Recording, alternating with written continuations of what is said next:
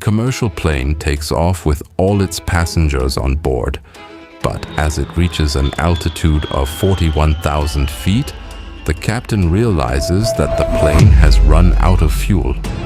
As soon as the fuel runs out, the plane's entire system shuts down, and it loses contact with air traffic control. Zero power meant that even if the plane tried to land, the hydraulic system required to open the landing gear was no longer available. The plane was now completely powerless in the sky, and the situation was extremely dangerous.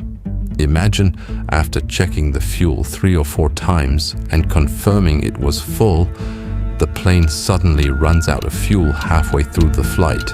This hidden mistake, which wasn't obvious at first, resulted in the plane hanging in the sky without fuel, with only an incomplete hope of survival. This incident is considered a historic event in aviation history, a mistake that can never be forgotten. On July 23, 1983, Air Canada Flight 143 was on a routine journey. The plane completed its first leg from Montreal to Ottawa, and everything seemed fine. However, the first problem occurred during fuel loading. The ground crew, after performing a manual calculation, loaded the fuel, and the flight crew cross-checked these calculations 3 times. When the plane was about to depart from Ottawa to Edmonton, Captain Robert Pearson instructed the crew to check the fuel calculations again. The crew checked, and everything seemed fine, but the journey was not as easy as they thought.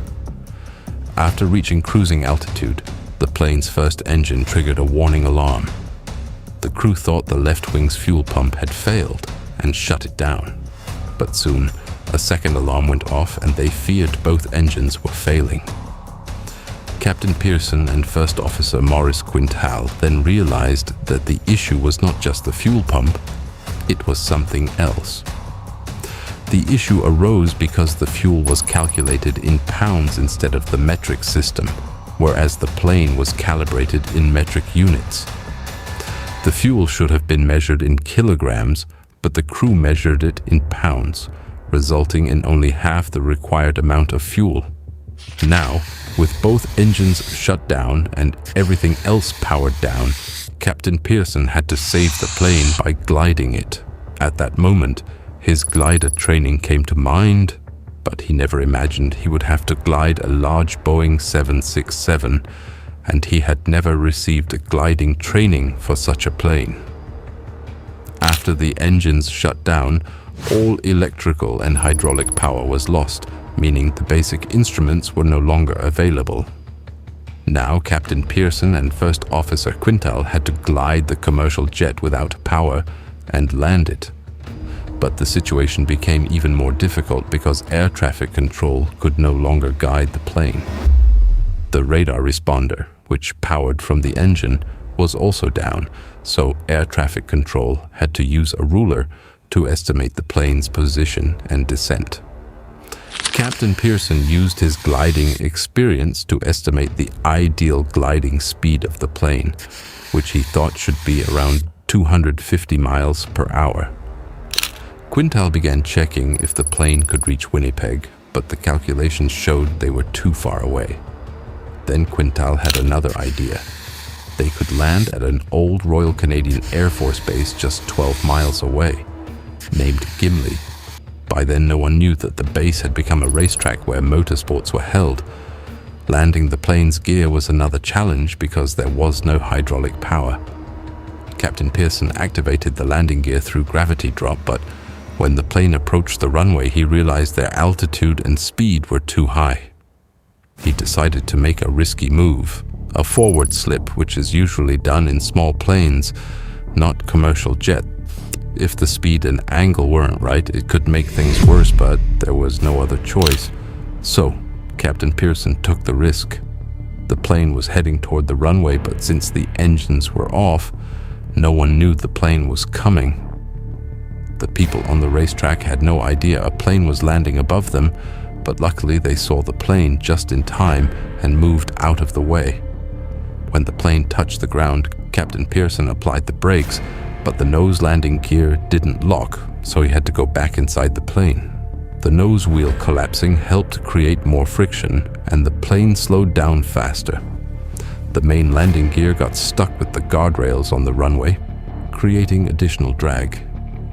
Despite all the difficulties, the plane, which had been at 41,000 feet without fuel just 17 minutes earlier, was now safely on the runway.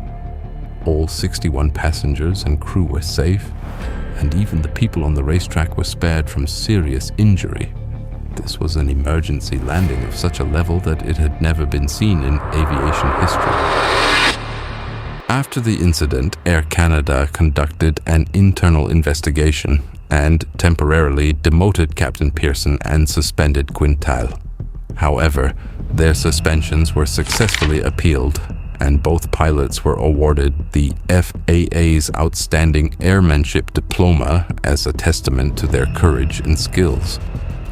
At that time, Canada was transitioning from the imperial to the metric system, and Air Canada's new planes were calibrated in metric units, while older planes still used the imperial system. This confusion led to the big mistake that left the plane without fuel at 41,000 feet.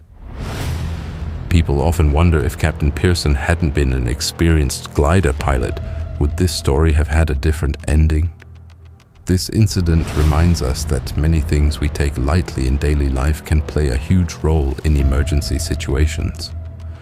Would you want to travel on a plane where such difficulties arise, or is just thinking about it enough for you? But today, flying is the safest mode of travel in the world, and such incidents are rare. However, this incident reminds us that no matter how advanced and safe our systems are, sometimes unexpected things can happen due to human error. That's all for today's video. I hope you liked it. For more videos like this, please subscribe to our channel. See you in the next video.